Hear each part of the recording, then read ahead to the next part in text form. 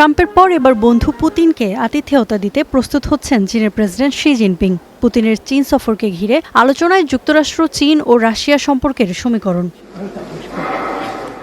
বিশ্ব রাজনীতিতে শক্তিশালী তিন নাম ট্রাম্প, শি জিনপিং ও পুতিন। বহু বছর ধরেই চীন রাশিয়া একে অপরের পরীক্ষিত মিত্র। ট্রাম্প যদিও পুতিন আর শিকে বন্ধু বলে অভিহিত করেন, কিন্তু বাস্তবে সেই প্রমাণ মেলে না। বিশ্ব রাজনীতিতে চীন এখন শক্তিশালী অবস্থানে, ক্রমেই তা আরও শক্তিশালী হচ্ছে। স্বভাবতই এটি যুক্তরাষ্ট্রের জন্য অস্বস্তির। যুক্তরাষ্ট্র মনে করে উত্তর আমেরিকা ও পশ্চিম ইউরোপের সাথে দূরত্ব হলে চাপে পড়ে পিছু হটতে বাধ্য হবে চীন, কারণ চীনের অর্থনীতির অনেকটাই এই দুই অঞ্চলের রপ্তানির ওপর নির্ভরশীল। অতীতে এই কৌশল সফল হলেও বর্তমানে এটি আর কাজে আসবে না বলে মনে করেন বিশ্লেষকরা।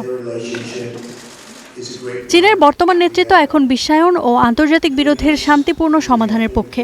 বেইজিং নিজেকে নিরপেক্ষ মধ্যস্থতাকারী হিসেবে তুলে ধরতে চায়। ইউক্রেন ও মধ্যপ্রাচ্য সংঘাতের সমাধানেও আগ্রহী চীন।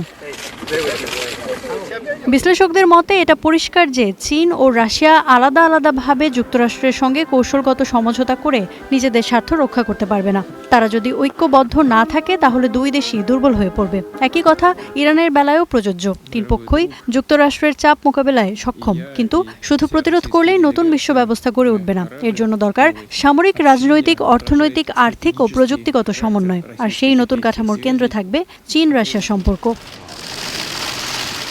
বিশ্লেষকদের মতে রাশিয়া চীনের সম্মিলিত শক্তি যুক্তরাষ্ট্রকে আরও সংযত আচরণ করতে বাধ্য করতে পারে। বিশ্ব ধীরে ধীরে এমন এক ব্যবস্থার দিকে এগোতে পারে যেখানে কোনো একক শক্তির আধিপত্য থাকবে না, বরং একাধিক শক্তির ভারসাম্য বজায় থাকবে। আর এটিকেই নতুন বিশ্ব ব্যবস্থার ভিত্তি হিসেবে দেখা হচ্ছে। ইফাতিরা, স্টার নিউজ।